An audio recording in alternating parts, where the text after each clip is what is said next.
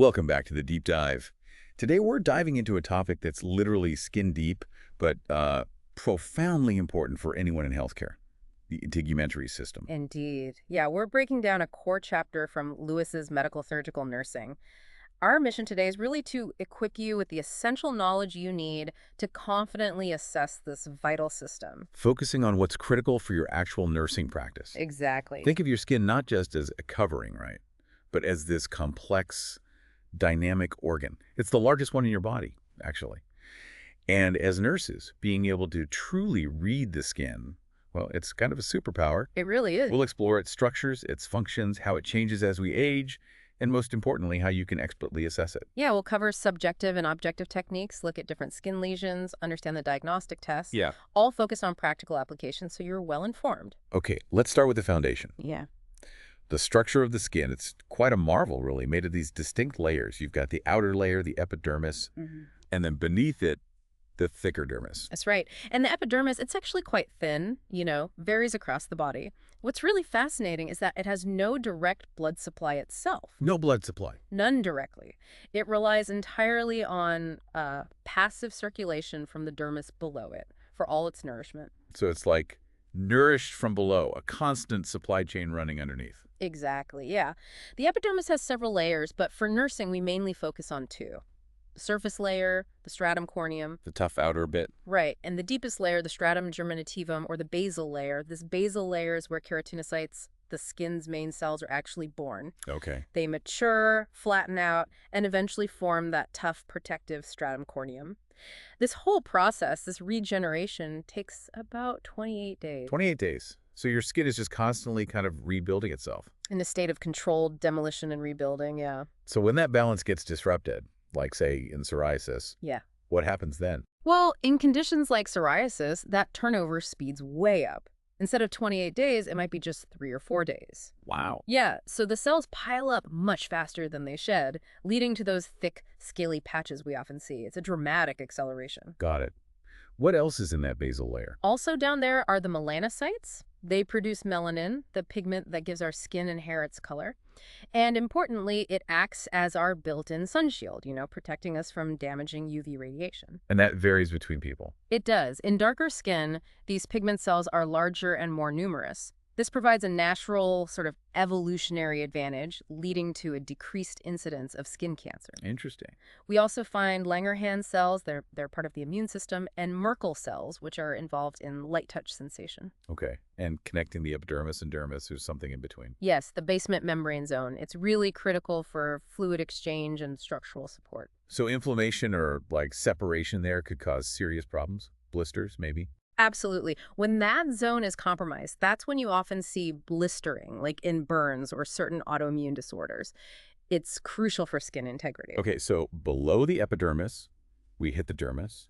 What's going on in this thicker layer? The dermis is, well, you could call it the skin's powerhouse. It's much thicker and highly vascular, packed with blood vessels, nerves, lymphatic vessels, hair follicles, glands. All the support structures. Pretty much. It's primarily made of collagen. Think of collagen like the rebar in concrete. It gives skin its toughness and strength, super important for wound healing. Right. And it also contains elastic fibers, giving it that crucial flexibility. And that vascular network you mentioned, in the dermis. It's not just for nourishment, is it? It's like the body's thermostat, too. That's a great point. Absolutely. It's constantly adjusting blood flow, vasoconstricting, vasodilating to regulate body temperature, a really vital function. Often overlooked when we just think of skin as a covering. But definitely. So the dermis has 2 layers. A thin papillary layer with ridges forming fingerprints. Unique to everyone. Exactly. And a deeper, thicker reticular layer that's rich in those collagen bundles. Deeper still, connecting the skin to muscle and bone, is the subcutaneous tissue. Okay, the fatty layer. Right. Loose connective tissue and fat cells. This layer is all about insulation, cushioning, temperature regulation, and storing energy. And we can't forget the skin appendages. Hair, nails, glands. They're like extensions, right? They are. Epidermal extensions rooted down in the dermis. Hair covers most of the body, color from melanin. Nails are heavily keratinized cells. What's a key nursing point for nails, especially in assessment? Oh, good question. Maybe checking capillary refill. That's important, yes, but also knowing that pigmented longitudinal bands, they're called melaninicia striata, Yeah. these are actually a normal finding in a majority of people with dark skin. Oh, right. So seeing that shouldn't automatically cause alarm. Exactly. Recognizing normal variations is key. As for glands, you have sebaceous glands secreting sebum that waterproofs and lubricates the skin and even has some bacteriostatic properties. Keeps bacteria in check. A little bit, yeah. Then there are sweat glands. Apocrine glands, mainly in the axilla and groin, activate at puberty. They produce an odorless secretion, but it creates body odor when bacteria on the skin break it down. Ah, so it's the bacteria, not the sweat itself. Correct. And then eccrine glands are found almost everywhere else. Their main job is cooling through evaporation, but they also excrete some waste and help moisturize the skin. Okay, so if we pull all this complex structure together, what are the skin's main functions, the big takeaways for a nursing student? Well, the skin is definitely a multitasker. Number one is protection, a physical barrier against pathogens, water loss, UV radiation. Makes sense. Then there's sensory information. It's constantly gathering data on pain, temperature, touch, pressure, heat regulation, like we discussed, through blood flow changes. Right, the thermostat function. And excretion of some waste products through sweat. And here's a really crucial one for overall health: vitamin D synthesis. Ah, the sunshine vitamin. Exactly. It gets activated by UV light hitting the skin, and this is essential for balancing calcium and phosphorus in the body, which impacts bone health and, well, a lot more. So a really complex and vital organ. Now let's talk about how this system changes over time. Aging skin, it definitely tells a story. Right. As nurses, we need to know how to read it right, to anticipate risks. Absolutely. Many visible changes happen with aging, which can impact self-image, sure.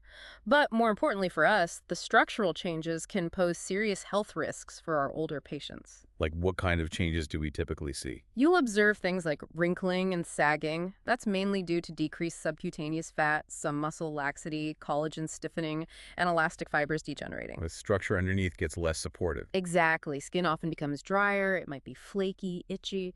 That's because there's less extracellular water, fewer surface lipids, and reduced sebaceous gland activity. Okay, and what are the key functional impacts of these changes that nurses need to watch out for? Functionally, you'll often see delayed wound healing. The cells just don't renew as quickly.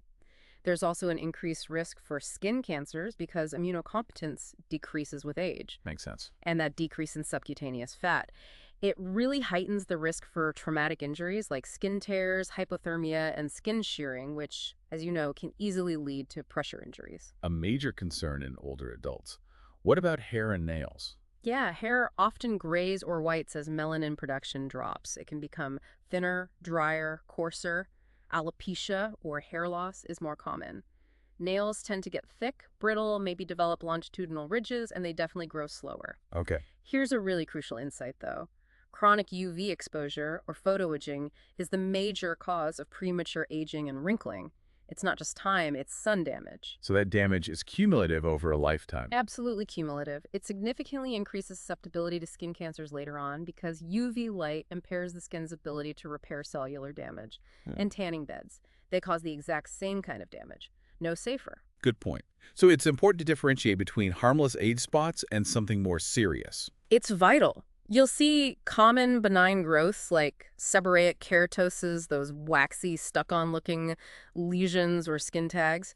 But you must be able to recognize actinic keratoses. Why are those so important? Because actinic keratoses are premalignant lesions. They show up on sun-exposed areas, especially in fair-skinned people, and they significantly increase the risk for developing squamous cell and basal cell cancers. Recognizing them is a critical nursing skill. Okay, so shifting to assessment. When we assess the integumentary system, we always start with the patient's story, their subjective data. This is where we really need to listen, right? Absolutely. Listen with a sensitive, non-judgmental attitude. A thorough health history is just invaluable. It helps uncover underlying causes, understand the impact on their life. What kind of things should we be asking about specifically? Ask about any previous skin trauma, surgeries, or systemic diseases that might show up on the skin. Think jaundice with liver disease or delayed wound healing if they have diabetes. Definitely ask about allergies, food, pets, drugs, insect bites, and critically, chronic UV exposure history. Did they use tanning beds? sunburn history. And medications, those are always a big factor for skin It's issues. huge. Document all medications, hormones, antibiotics, corticosteroids. Many can have skin side effects. Also ask about their personal care products, lotions, soaps, cosmetics, and any specific treatments they're using for skin problems. What about family history? Crucial, especially for conditions like psoriasis, eczema, or alopecia that run in families. And definitely ask about personal and family history of skin cancer, particularly melanoma. Genetic factors, fair complexion, these increase risk. Okay, let's bring in a case study to make this practical. Let's meet DA. She's a 74-year-old woman, and she's concerned about some spots on her face. A friend was recently diagnosed with melanoma, so she's worried. Okay. Her history. She washes her face with cleanser and an SPF 15 moisturizer, has done for about 3 years. Before that, just soap and water. She reports her skin feels drier now, but no changes in wound healing. Loves gardening, walks a lot. Active older adult. Yes, but here's the key. She had frequent, severe sunburns as a child. Used no sunscreen back then, but has used it regularly for the past 20 years. She denies any pain from the spots, but she's definitely fearful about skin cancer. Okay. So, given her age and that history, what immediately stands out to you in DA's subjective data? What are the red flags? Well, for me, it's definitely the history of those severe childhood sunburns without protection. Yeah. Even though she uses sunscreen now, that past damage is significant, isn't it? It absolutely is. That's a classic example of how cumulative UV damage catches up. Her current anxiety and the appearance of new spots make that history even more concerning. You have to connect that past exposure to the present situation. Right. And beyond just the medical history, we also use functional health patterns to get the whole picture, right? How their lifestyle interacts with their skin. Exactly. For instance, under health perception, health management, you'd ask about their daily hygiene routine, their specific sunscreen habits, what SPF, how often they apply it, what products they use. And other nutritional metabolic. There, you'd explore any changes they've noticed in their skin, hair, or nails. You'd also assess their diet. Are they getting enough protein, vitamins A, D, E, C for skin health and healing? Ask about food allergies. What about areas where skin rubs together? Good point. Ask about chafing or rashes in intertriginous areas like under the breasts, in the axillae, the groin. These areas are prone to skin tags, candidiasis, intertrigo. Also, specifically ask about poor or delayed wound healing. Okay. And elimination patterns, how does that relate? Well, dehydration or edema can manifest in the skin. And for patients with incontinence, you absolutely need to assess the skin condition in perineal areas regularly. Makes sense. What about activity exercise? There we're identifying environmental hazards, chemicals, allergens they might encounter, and reinforcing sun protection during outdoor activities. And sleep rest. Skin problems, especially itching pruritus, can seriously disrupt sleep. And sometimes poor sleep can even show in facial appearance. Okay. And self-perception, self-concept must be huge with skin issues. Oh, definitely. Assess the emotional impact. Are they feeling sad, anxious? Is their body image affected by aging signs, acne, psoriasis, rosacea? It can be really significant. And finally, coping stress, tolerance. Yeah, how does stress affect their skin problem? What coping strategies are they using? Getting this holistic view is just essential for truly patient-centered care. Absolutely. So Okay, let's move to the physical examination. This is where our observation and palpation skills really shine. They do. You need a private room, moderate temperature, good lighting, ideally natural daylight for the most accurate assessment. Have the patient comfortable in a gown that allows full skin access. Start general, then get specific. Exactly. General inspection first, then focus on any problem areas. And always, always use the metric system for measurements and precise terminology for your documentation. Clinical photography can also be a great tool, with consent, of course. Right. So when we inspect the skin, what are we looking for? General color and pigmentation, vascularity, any bruising, lesions, discolorations. For skin color, the critical factor is change. What's normal for one person might be pathology in another. Where's the best place to assess color changes? The most reliable areas where pigment is least likely to interfere are the sclera, conjunctivae, nail beds, lips, and the buccal mucosa inside the mouth. That's where you look for erythema, cyanosis, pallor, jaundice. True skin color is often best seen in photoprotected areas, like the buttocks. Okay. What about vascularity and bruising? Look for things like angiomas, which are benign, but also look for petechiae, those tiny purplish-red pinpoints, or purpura, which is larger purple or reddish bruising that doesn't blanch when you press on it. Ah, the blanching test. So if it blanches and refills. That suggests dilated blood vessels. If it doesn't blanch, that indicates subcutaneous bleeding, like in purpura or petechia. That's a key distinction. And bruising patterns are important too. Very important. Note the shape. Are they shaped like hands or fingers? Are there bruises at different stages of healing? These could indicate abuse or other health problems that need further investigation. Always investigate suspicious bruising. Okay, now here's a really critical area for nurses. Understanding skin lesions. You mentioned primary and secondary. Yes. Primary skin lesions are the ones that develop on previously unaltered skin. Think of things like a macule that's a flat discoloration, like a freckle, or a papule, which is elevated and solid, like a common wart. Okay, flat versus raised. Right. Then you have fluid-filled lesions.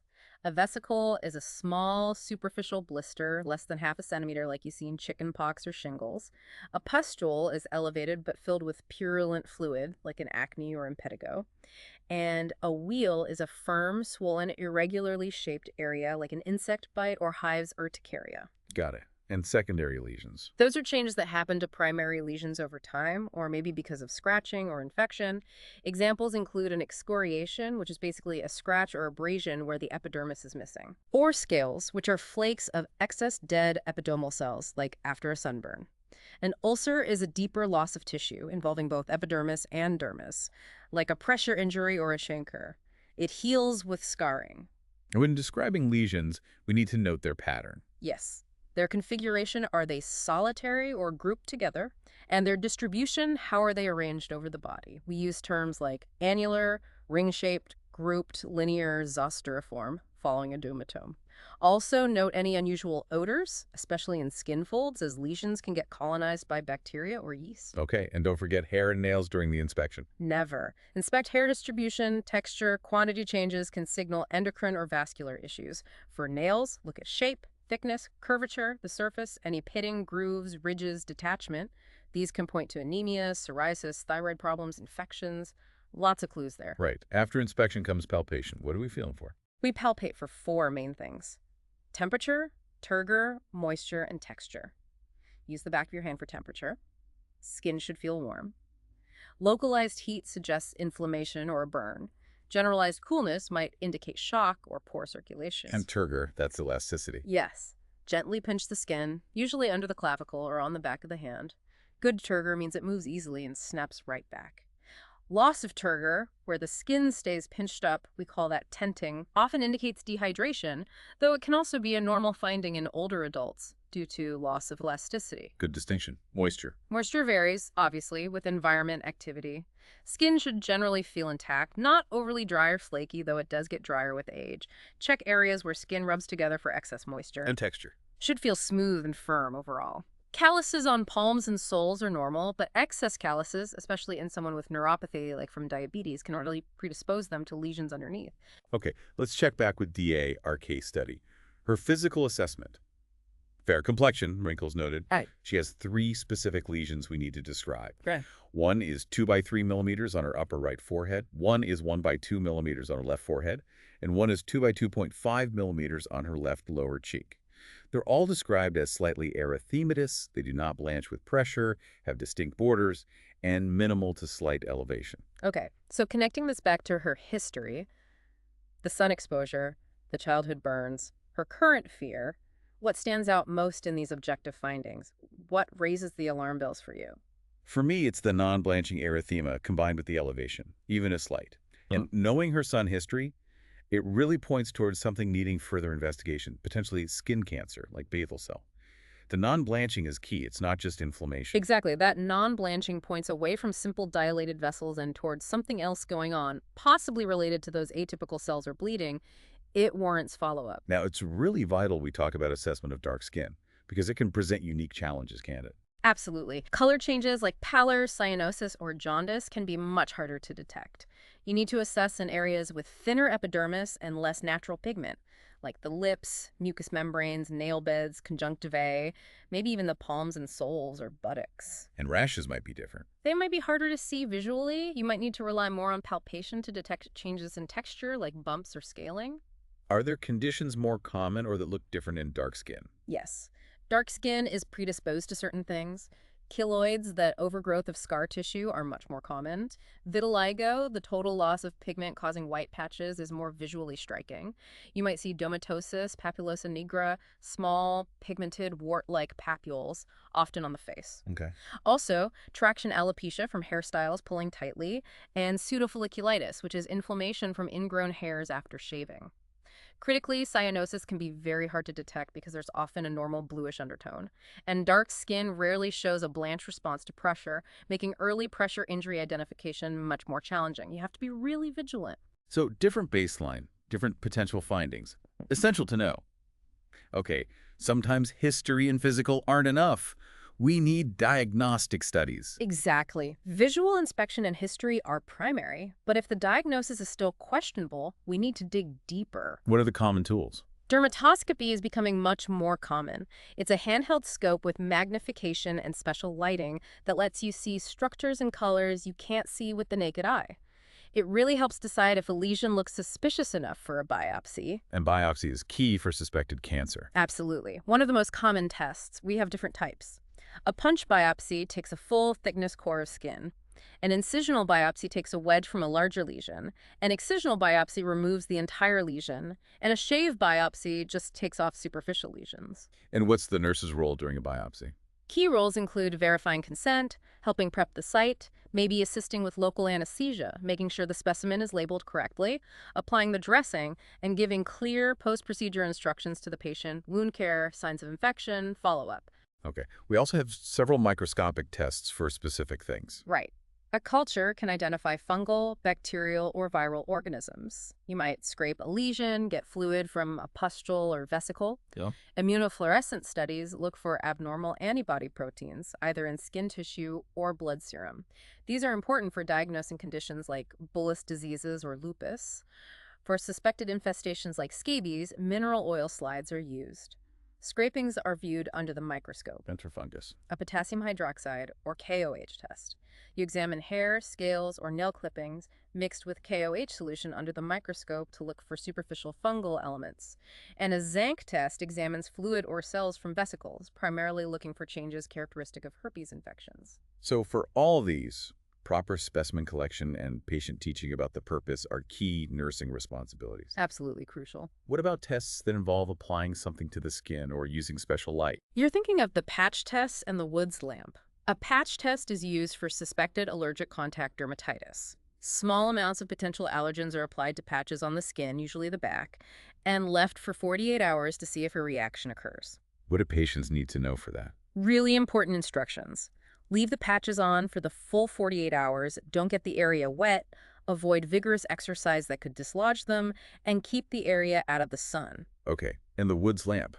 That's a black light, basically. It uses long-wave UV light. Certain substances like Pseudomonas bacteria in a wound, some fungal infections, or areas of pigment loss in vitiligo will actually fluoresce under the Woods lamp, showing up as specific colors. So it helps visualize things you can't normally see. Exactly. It's non-invasive, painless. You just need to darken the room. Okay, so back to DA. The healthcare provider uses dermatoscopy and maybe a Woods lamp and suspects basal cell cancer based on the appearance and history. Now, for you, our listener, a critical thinking point. Are these the diagnostic tests you would expect first? Right. Given the non-blanching elevated lesions and her history, what definitive diagnostic test would likely be next? Probably a biopsy, right? Which type might be most appropriate here? That's the kind of clinical reasoning you need to develop. Exactly. So wrapping this up, what does all this mean for you as a nursing professional, whether you're working in acute care, long-term care, community health? Well, understanding the integumentary system is it's absolutely fundamental. From knowing the layers and functions, to recognizing those subtle age-related changes, to being able to accurately describe and differentiate various lesions, a keen eye and a thorough assessment are really your best tools. It helps you identify problems early. Yes, identify subtle changes early, collaborate effectively with the whole healthcare team, and ultimately provide exceptional, safe patient care. Remember, the skin often holds critical clues to a patient's overall health status. So this deep dive wasn't just about memorizing facts from the textbook. It was about understanding the why behind the what in skin assessment. Hopefully you feel more confident applying this knowledge. Keep practicing those assessment skills. Look closely, palpate carefully, Pay attention to the details and trust your critical thinking. It really will serve you and your patients well. Definitely. Now, for your next step, here's something to think about. How might a patient's unique cultural background, or maybe their personal values about body image, impact their willingness to undergo certain diagnostic tests, like a biopsy on their face, or specific treatments for a skin condition? And how would you, as their nurse, approach that conversation sensitively and respectfully? That's a great point to consider. Thank you for joining us on this deep dive into the integumentary system. We look forward to exploring another crucial topic with you next time.